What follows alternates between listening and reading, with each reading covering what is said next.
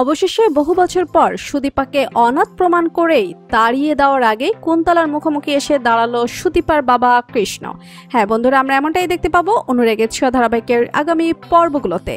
চৌধুরী বাড়ির কেউ না জানলেও কুন্তলা খুব ভালো করেই জানে সুদীপা রূপারই মেয়ে। যেহেতু রূপার সুদীপা এখনো চৌধুরী বাড়িতে আছে, যে কোনো সময় এদের পরিচয় সামনে চলে আসতে পারে, তাই তার আগেই কারসাজি করেই ওই অংশুকে দিয়েই সুদীপার অনাথ হওয়ার পরিচয়টা সবার সামনে নিয়ে আসে কুন্তলা। গায়ত্রী চৌধুরী যখন একটু একটু করে সুদীপাকে ভালোবাসতে শুরু করে আর আপন করে নিতে শুরু করে, ঠিক তখনই ওই চৌধুরী বাড়িতে হাজির হয় কুন্তলা এবং অংশু।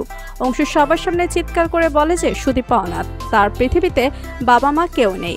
হিমাদ্রি মিত্রর মেয়ে নাও হিমাদ্রি মিত্র তার স্ত্রীকে বাঁচানোর জন্য সুদীপাকে অ্যাডপ্ট করেছিল।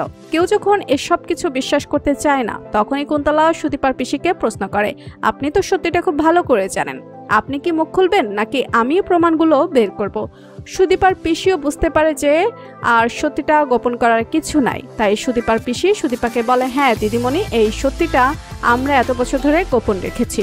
তোমার বাবা হিমাদ্রি মিত্র তোমাকে নিজের মেয়ের মতো করে মানুষ করেছে, তাই আমাদের কাছে তোমার একটাই পরিচয়, তুমি হিমাদ্রি মিত্রের মেয়ে।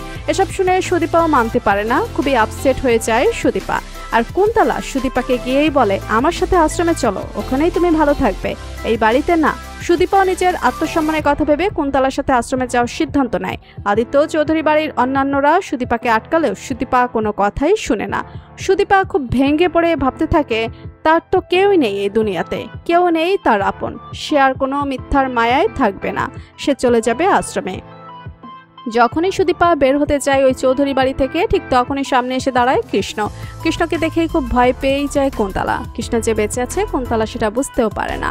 কৃষ্ণ কুন্তলার সামনে এসে দাঁড়িয়ে বলে, দাঁড়াও কুন্তলা রয়, কি ভেবেছো এখনো তুমি যা ইচ্ছে তাই করবে আর কেউ তোমাকে থামাতে পারবে না? না কুন্তলা রায়, তোমার শেষ এবার আমার হাতেই হবে। তুমি কাকে নিয়ে যাচ্ছ এই বাড়ি থেকে? অনাথ বলে? ও অনাথ নয়, ও আমার মেয়ে সুদীপা রায়। কৃষ্ণ মরেনি, কৃষ্ণ এখনো বেঁচে আছে। কৃষ্ণকে দেখেই কুন্তলার মাথায় আকাশ ভেঙে পড়ে। ভাবতে থাকে, এ কি, এই রূপার পাশাপাশি আবার কৃষ্ণ চলে এলো? আর কে কে বেঁচে আছে সেনগুপ্ত বাড়ির? এবার তো সবকিছু ফাঁস হয়ে যাবে। কুন্তলা ওখান থেকেই তাড়াহুড়ো করে চলে যাওয়ার চেষ্টা করে, কিন্তু কৃষ্ণ কুন্তলাকে কোথাও যেতে দেয় না। কৃষ্ণকে দেখেই অবাক হয়ে যায় চৌধুরী বাড়ির সবাই, জানতে চায় আপনি আবার কে, আর আপনার পরিচয় বা কি? কৃষ্ণ সবার সামনে বলে, আমি সুদীপার বাবা, আমি এই পাগল রূপার স্বামী। ভূমিকম্পে আমাদের সবাই ছিন্ন ভিন্ন হয়ে গেছে, আমরা কে কোথায় আছি, কে বেঁচে আছি না আছি কেউই জানি না। তবে আমি পত্রিকায় সুদীপার ছবি দেখেছি, আর ছবি দেখেই বুঝতে পেরেছি যে ও আমার সন্তান, আর ও হয়েছে একদম তার দিদার মতো, দীপা সেনগুপ্তের মতন।